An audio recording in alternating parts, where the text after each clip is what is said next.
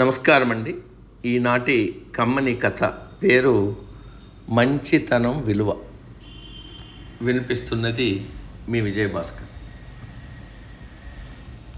తన కూతురు పెళ్లికి అవసరమైన 10,000 వరహాలు తన అన్నగారైన రాము వద్ద అప్పు తీసుకుని ఇంటిదారి పట్టాడు సోము.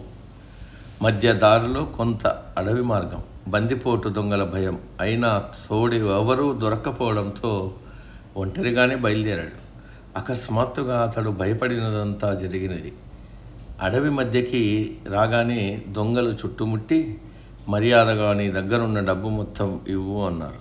వెంటనే సోము 10,000 వరహాల మూట విప్పి వారి ముందు పెట్టాడు. అయ్యా, ఒక ఆడపిల్ల కన్యాదానం విడిపించడానికి అప్పుగా తీసుకువెళ్తున్నాను. వీటిని కొల్లగొట్టి ఆ పెళ్లి పాడు చేసేటంత దుర్మార్గులు కాదనుకుంటా మీరు. మీకు ఆడపిల్లలు ఉన్నారు కదా, కాదంటారా? ఈ డబ్బు తీసుకుని నన్ను చంపేయండి. ఆ తర్వాత నా కూతురి జీవితం ఏమైనా నేను చూడబోను కదా అన్నాడు విరక్తిగా. వాళ్ళ మీద సోము మాటలు బాగా పనిచేశాయి. కనీసం ఒక్కడితోనైనా మంచివారు అనిపించుకోవాలన్న సరే వెళ్ళు. ఆడపిల్ల పెళ్ళి చెడగొట్టేంత దుర్మార్గులం కాదులే.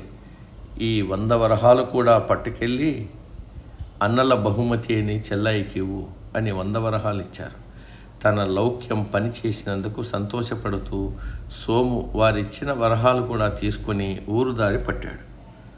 మన మంచితనమే మనల్ని ఎల్లప్పుడూ కాపాడుతుంది అని చెప్పడానికి ఇది ఒక మంచి నీతి కథ.